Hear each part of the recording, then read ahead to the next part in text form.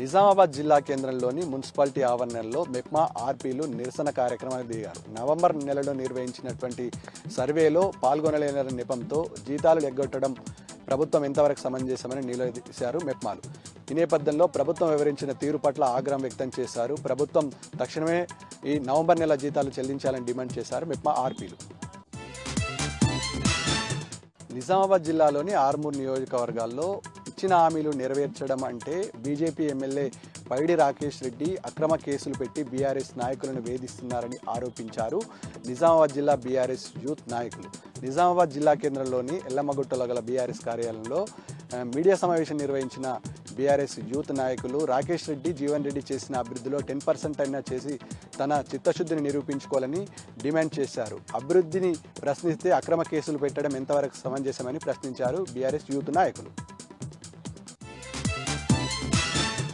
కామారెడ్డి జిల్లాలో వివిధ ఆలయాలకు చోరీలకు పాల్పడుతున్న అంతర్రాష్ట్ర ఆలయాల దొంగల ముఠాలను అరెస్టు చేశారు కామారెడ్డి పోలీసులు. వారి దగ్గర నుంచి 4 లక్షల రూపాయల నగదుతో పాటు 11 కేసుల్లో నిందితులుగా ఉన్న వారిని పట్టుకున్నారు. కేసు నమోదు చేసి రిమాండ్కు తరలించారు పోలీసులు.